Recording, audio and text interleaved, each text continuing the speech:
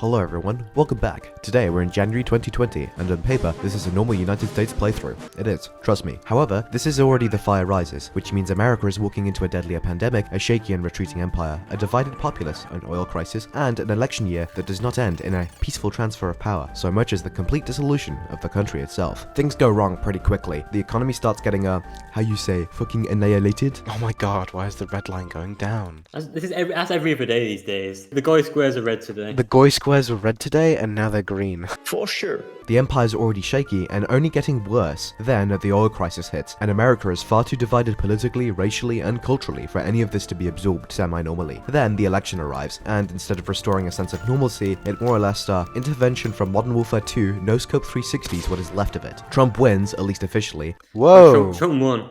Silence the tyrant. At that point, the United States does not split neatly into two like last time. It fragments. Militias, radicals, that one guy enjoyers, communists, anarchists, etc, etc, all fighting over little pieces of the country to keep to themselves. What survives in Washington is the Union of America, under the rightful and legitimate leader, Joseph Robinette Biden, the federal center and the legitimate government of the United States. We claim continuity. We are the official United States government trying to hold on to the rest of the country, whilst it collapses into civil war around us. This is where we come in. We will take back America and return normalcy, liberalism, freedom, and democracy to the world, whatever the cost, whether human or material.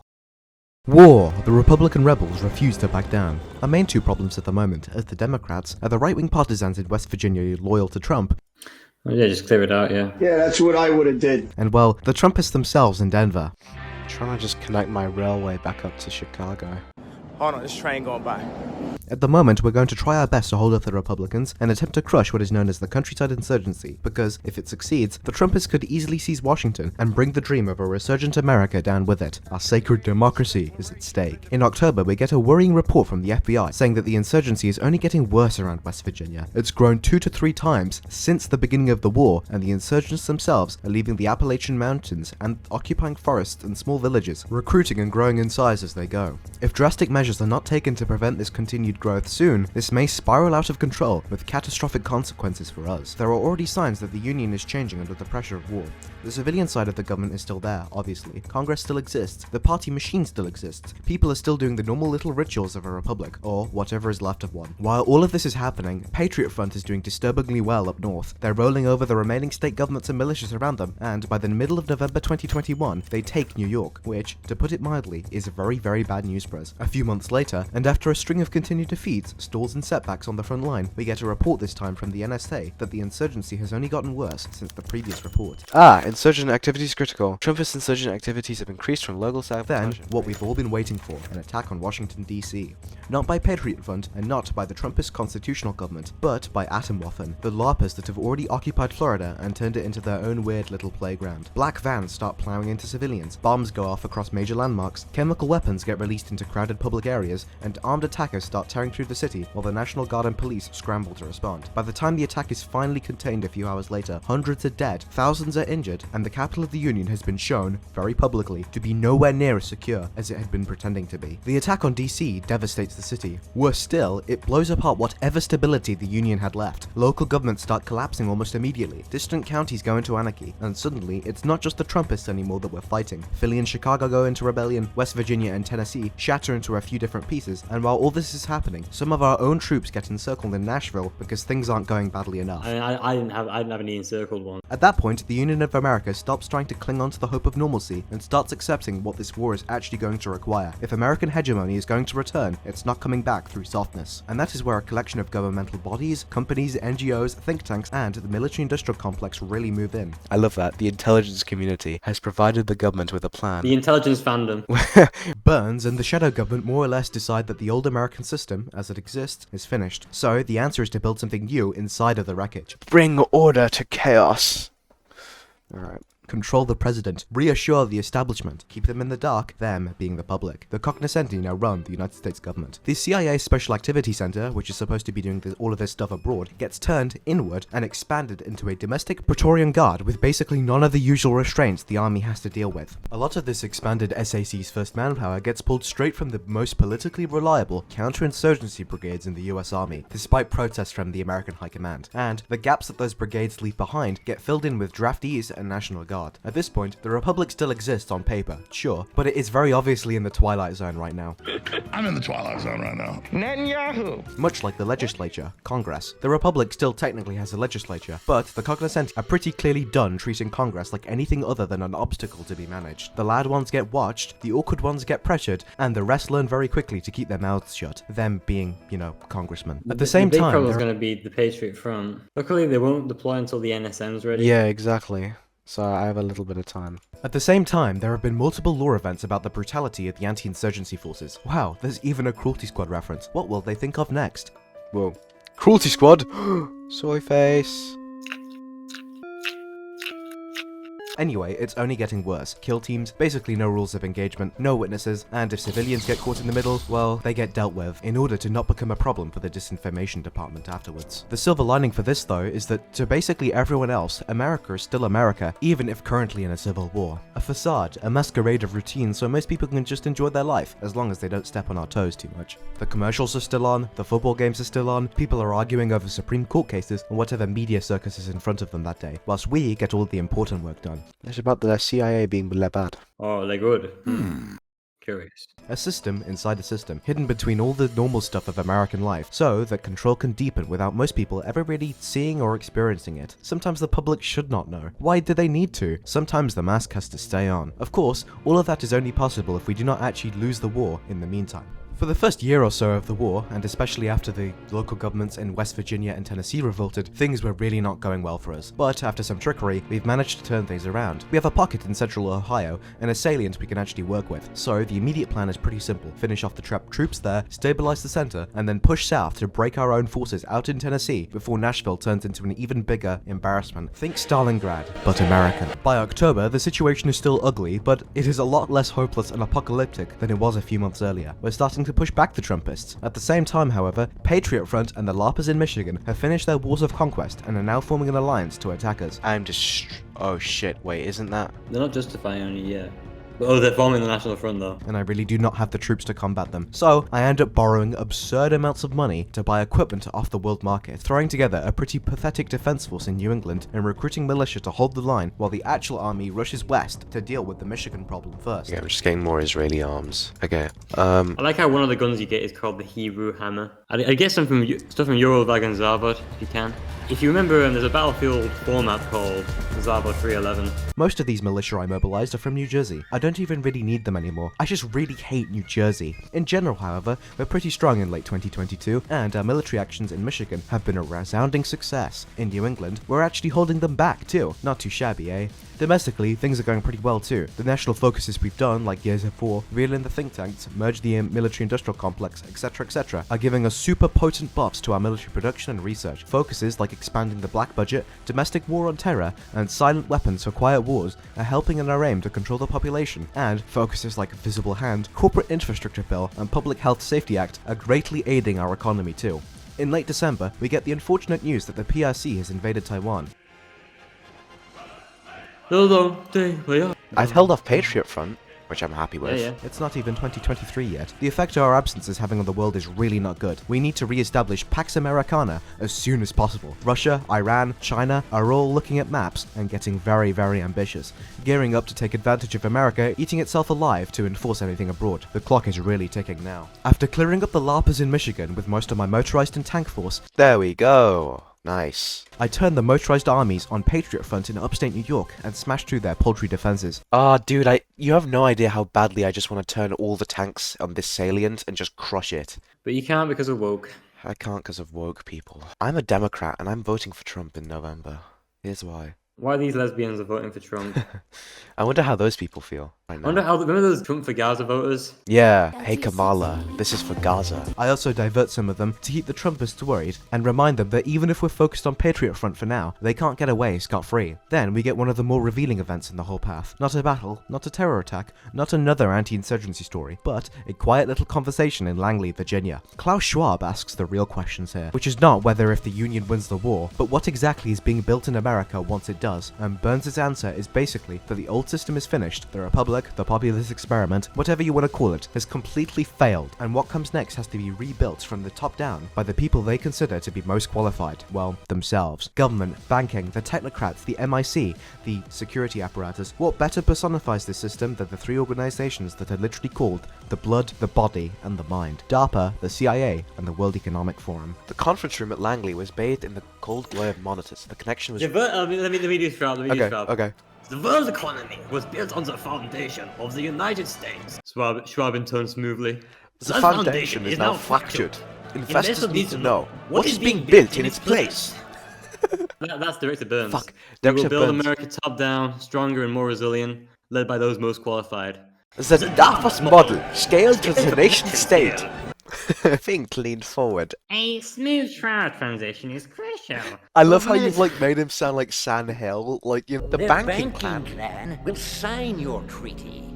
Anyway, after all that, the masquerade decisions become the main thing we're really struggling with. Public awareness of our scheming is far too high, extremist activity is basically out of control, and most of what we have to do to fight back against this predicament is not, well, very democratic. Oh well, too bad. We've given up on that behind the scenes. At the same time, Patriot Front starts collapsing once our own position improves. New England, which I had mostly treated as a panic-built holding action full of New Jersey militia, somehow does its job and actually fully occupies New York, with our troops closing in on Boston. It's only a matter of time until they capitulate fully. Things are generally looking on the up and up though. Too bad they have one little trick up their sleeves. Patriot Front, the Confederate States of America, and the LARPers in Florida and Michigan form an alliance against me, called the National Front, and declare war. Dude, the Confederacy. Wait, I'm at war with them? And for this Yankee nation, I do not give a damn. For f***'s sake, are you serious? Oh my god, and then... Okay, I'm nearly done with... Basically, I have to rush as quickly as possible to destroy Patriot Front whilst preventing the Confederates from seizing too much land in DC, the heart of our government. I really don't have enough troops to cover this entire front line, but we'll make do with what we have. Honestly, this entire situation is kind of ridiculous. Dude, they would have capitulated by now, please. Get the There we go. There we go. Oh, What you get the CSA too. Are you serious? The real good thing about our position is that a large portion of their army is in a massive multi-hundred-mile salient, and if we can push from both sides with motorized and tank divisions that we've just got freed up, we can cut off hundreds of thousands of troops and eliminate them fully, destroying the Trumpists for good. And that's what we do to a T. It's a huge success. 400,000 troops were eliminated in that pocket. Not as good as Operation Barbarossa, but it's still pretty good. Okay, let's just look at the casualty numbers. So, about 330k.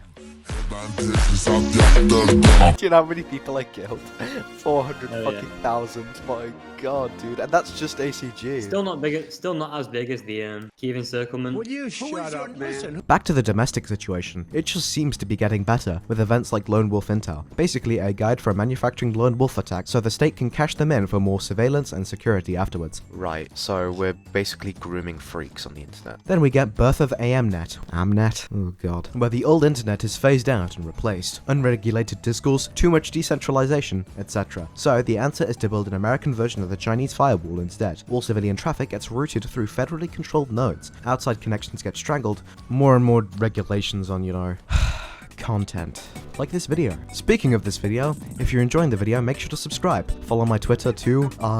Like the video, comment, and all that good stuff. I want to make another video on HOI4 in a few weeks, so give me some suggestions. Okay, back to the video. Then there is a Public Health Safety Act. Hold on, let me read this. Permanent Biological Security Framework. which takes all the emergency pandemic stuff and just quietly decides that it should be permanent. America gets rolled out. Pharmaceutical companies and the CDC basically merge into one horrible public-private blob, just like the government. Mandatory vaccines and boosters become a regular part of life. And if you do not comply, then access to travel, work, study, basic participation in society starts getting cut off. Then we get Pravda, which is one of the better events because it shows what really happens when someone who helped build the new consensus suddenly starts realizing what she's helped build. Julia Ford is a Washington Post type who backed the administration, backed the anti-terror line, backed the censorship when it was convenient, and then one day finds herself on the wrong side of it. Her sources get investigated, she gets branded a disinformation agent, her career gets destroyed, and then, well, masked men eventually turn up to finish the free debate. She's with tongue now.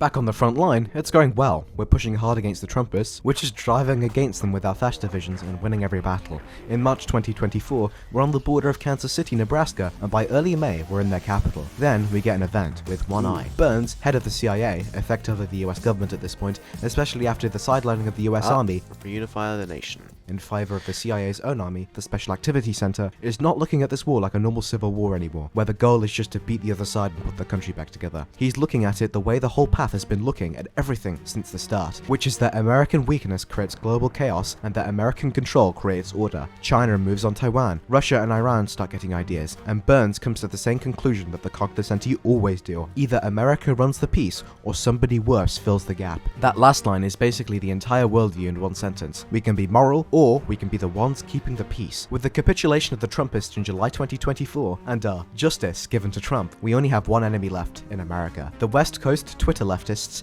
headed in Sacramento. They control vast swathes of territory though. The communists are basically dug in across the whole Pacific side of the country. Seattle, Portland, California, Nevada, Arizona, bits of Utah, actually most of Utah, and New Mexico. Just before we declare war on the communists though, we get an event about the rapidly declining health of Biden. So I assume his health is just f***ed. This isn't really a problem though, he's just a figurehead. At this point, Burns is the one basically running the entire Oval Office anyway, with medical equipment being reeled in, and the old man slowly realizing what he's actually become. His mind is still there apparently, but his body's just giving up. I declared war on the communists in early October, and by late January 2025, the Second American Civil War is over, and when the dust settles, the game more or less tells you outright what this was all for: the return of America and its empire. Here we go. This sounds so nice.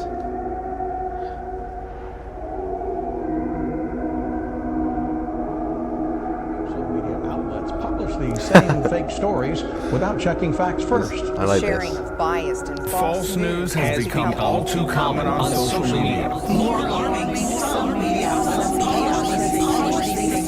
simply aren't true without checking facts first. Unfortunately, some members of the media use their platforms to push their own personal bias and agenda to control exactly what people think, and this is extremely dangerous to our democracy. Victory at home, however, is only phase 1. The hunt makes that pretty clear. The war is over, technically, but there are still loose ends everywhere. Informants, agitators, ex-assets, former personnel having a moral crisis now that the machine is actually won. So peace does not mean things calm down. Everyone who knows too much or suddenly develops a conscience gets quietly hunted down before they can tear a hole in the veil and remind people how this more perfect union was actually put back together. Then you get the statehood event for Puerto Rico and DC. Nothing much to really say about this, but we do get a 52-star flag, which is kind of cool. Then there's Project Annie, which is one of the darkest events in the entire game. Larry Fink looks at a country full of orphans and broken families after the Civil War and thinks naturally, what if we turned this into a long-term child abduction pipeline for the deep state? So the plan is to take orphan children, and later the children of dissidents as well, stick them into heavily monitored academies, raise them on cognoscenti values, kill off any dangerous habits like independent thought, and then turn them into a cast of civil servants, officers, and little regime creatures who will never know anything but loyalty to us. Very healthy. Very normal. This is a super healthy country. I think that one's probably the best.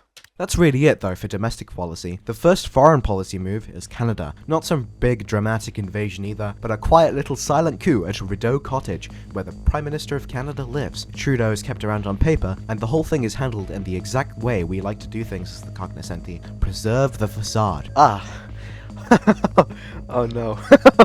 America is back on the world stage, and the message is pretty obvious now. The Empire is returning. And if our neighbors aren't ready for that, well, unlucky. Canada down, on to Mexico. After invading Mexico, Central America, Haiti, Dominica, and Cuba, we get an event that's very, very troubling. There's a spy, and we need to find out who it is and eliminate them quickly.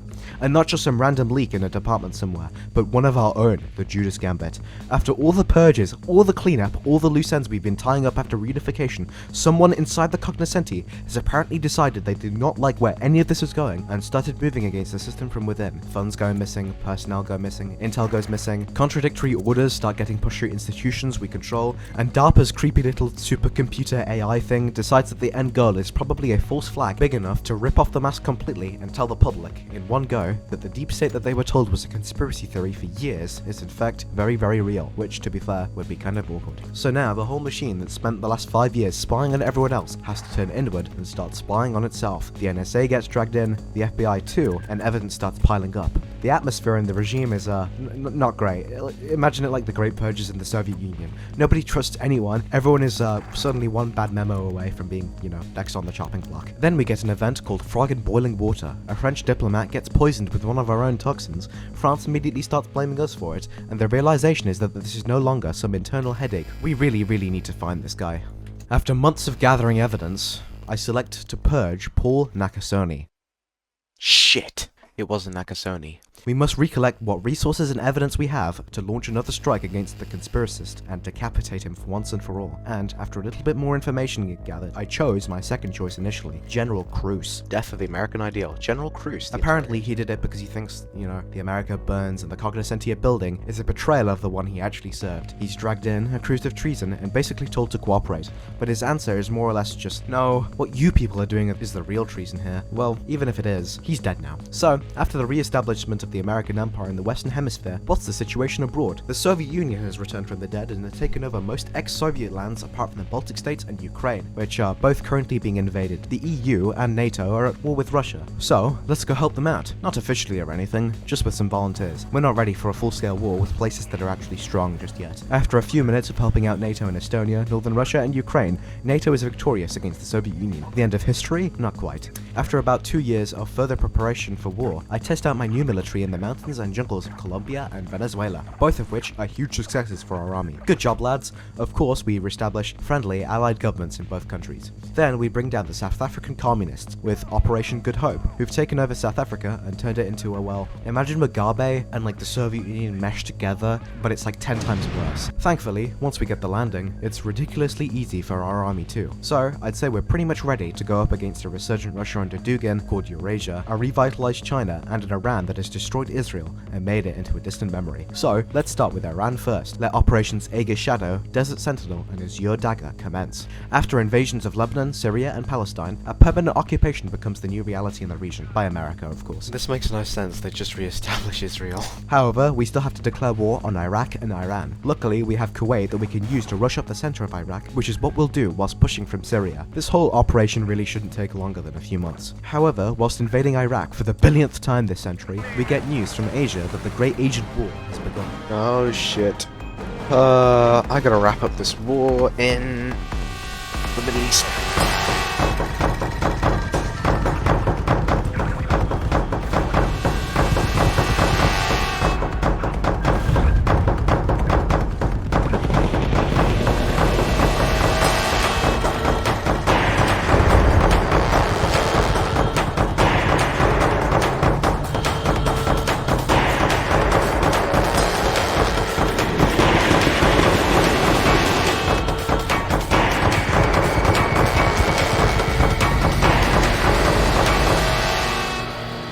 Combine this assault on Beijing with the occupation of Guangzhou, Guangdong, Shanghai, and Fujian by the Japanese and the Vietnamese, this war seems like it could be done in under 2 years.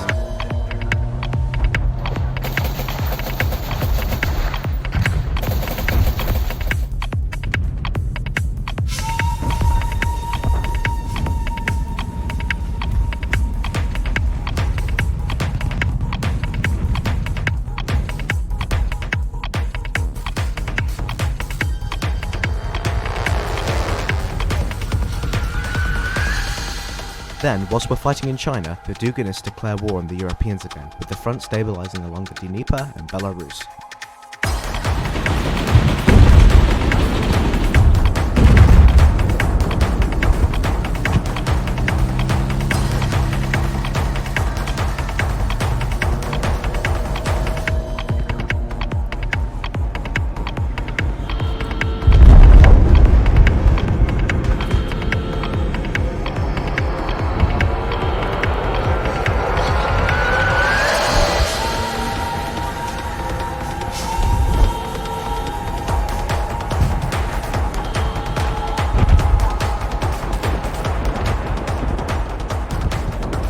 Then, after a relentless push into central China by Vietnamese, Indian, Japanese, and American troops, China capitulates and fractures into another Warring States period. Not before thermonuclear bombing Japan though. Oh well, unfortunate. But at least the Chinese are no longer a problem for us. Pax Americana will return, and we only have one enemy left, Russia.